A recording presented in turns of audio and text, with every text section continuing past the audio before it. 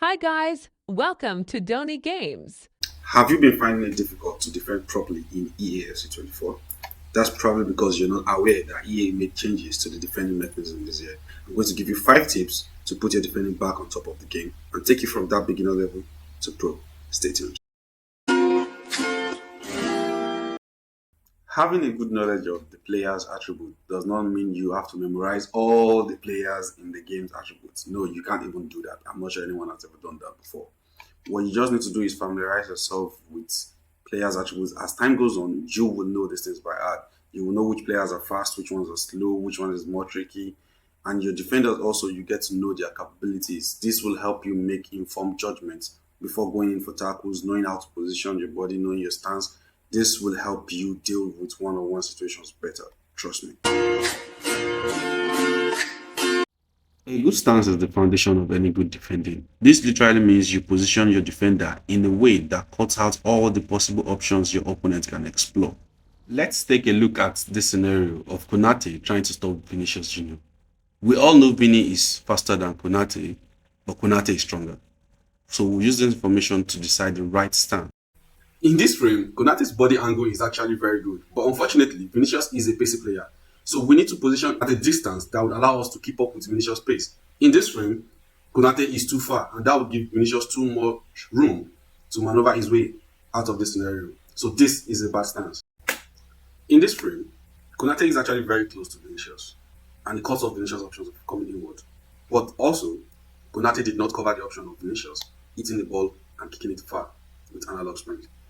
Now, this makes this stance also a bad one. In this scenario, Konate is at a very good distance to Vinicius, which allows Konate to manage Vinicius' pace better. Also, Konate's body stance allows him to cover both the left and the right movements Vinicius could actually pose as threats. Vinicius is fast, but Konate is stronger physically. So at that distance, Konate can always body check Vinicius if Vinicius tries to run away from him. So the next thing we're going to be talking about is jockey. Now, what is jockey essentially? We just talked about stance, maintaining a good stance. Now, jockey is that mechanism that helps you keep your defender in that good stance at all times. That is the whole concept of jockey. You have to make sure your defender is maintaining the right stance as your opponent is changing direction and speed. Now, how do you jockey? The jockey button on your console is the L2 button. Once you hold the L2 button, automatically your player moves into a defensive stance and moves at a significantly lower speed. So if you want to increase the speed at which your defender is moving while jockeying, you use the R2 button. Now this R2 button comes with a downside. The downside is the players move faster and could easily just move out of position if you are not careful. So another important tip is to always move your direction slightly. Do not overpower your directions. Do not press them till you hear the click sound. No, just slight movement in the direction you want your players to adjust to. This will help you maintain your stance at all times and wait for the opponent to expose the ball, and then you use your tackle button to move the ball off your opponent. The tackle button depends on your configuration. I use alternate configurations, so my tackle button is boxed. So maintaining the stance with the help of jockey, both adding the sprint or removing the sprint depends on the situation. If your opponent is sprinting, then you should sprint. If you have a good cover, then you can still keep on holding the L2. But if not, it's advisable you let go of the L2, you run towards where the opponent is going, and when you're about catching up, you slip back into your L2 and just keep maintaining the stance until your opponent exposes the ball. One of the mistakes people make during jockey is just trying to get the ball off the opponent. No, what you should be doing primarily is cutting off your opponent's options. Be it a pass, be it a shooting opportunity, be it a crossing opportunity, you just have to try and be cutting them off. That is the whole essence, and that is how you go about jockey. If not, you're going to become too excited and just messed up.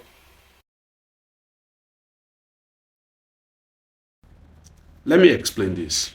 Konate is in a good stance, so I have my hand on L2. As I was jockeying, I noticed Vinicius kicked the ball, and I added R2 to it so I could move faster. This allowed me to dispossess the opponent easily. Let's play a little game here. I want to see if you notice what happened here. Let's see if you get it.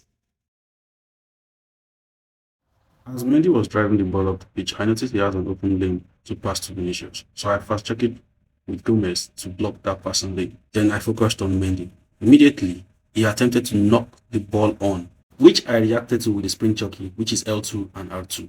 If you master these jockey techniques, I assure you your opponent cannot get away from you. The same approach of good stance, controlled jockey, and sprint jockey are used in these same clips to dispossess the opponent. You just need to keep trying it till you master it. Awareness in these regards means you should notice players' movement around you. This will help you identify your opponent's passing lane and probably shooting angle more. And by knowing this, you put yourself in better position to stop the opponent from taking his action. Here, I noticed a knock-on was about to happen. I react immediately and allow Konate to stop the ball. Without perfect awareness of the pitch, knowing where your players are supposed to be, knowing and noticing the opponent's runs, you won't be able to do much. Here, I'm more focused on cutting a passing lane. I took a slight pause to try and cut an inward pass, but the opponent didn't take it. Then I tried to cover the next one on the line. He passed there, and I tried to cover an inward pass, but I noticed he pushed the ball forward, and I reacted and covered it. And I dispossessed the opponent. It's really that simple. You just have to have a good knowledge of the game, be aware of the runs around you, and just react. If you're in a good stance, you will always get it right. Here, I'm cutting a passing lane first, and the opponent wanted to take advantage of the position that I vacated. But I'm in a good stance, and this allows me to use my L2 to shoulder barge the opponent into dispossessing the ball. It's just as simple as that.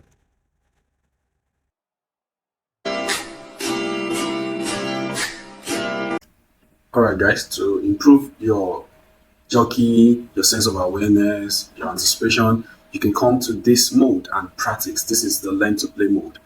It is added this year to improve our games, and we have one beautiful feature that was added, which is called the scenario mode.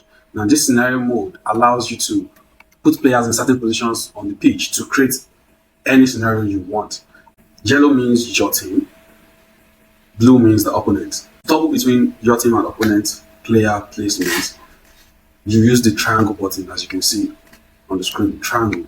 So I'm going to put my defender in the box with the box button. Then I'm going to toggle this and change an opponent and make sure the opponent is with the ball with the box button. You can also move the ball around to create any scenario you want. Here, I'm just going to put the player in the perfect position to drive into the box. And then I'll press the mouse pad to start the scenario. Now, this means you get to action immediately and then you start defending. To restart the scenario, you press your R1, R2, L1, L2 all at once, the 4 at once. That will do the scenario, then you take it better. Now, our main focus is to stop the defender from cutting in, which we did by successfully blocking the ball. So we want to force this guy down. He refused, he still followed through the middle and we're able to distort his shots.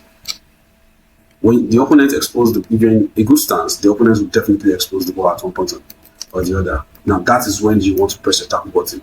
Now, okay, you should pay attention to how I'm using the sprint jockey. My hand is solely on the L2. It's only when I want more speed, that's when I use the R2. Now,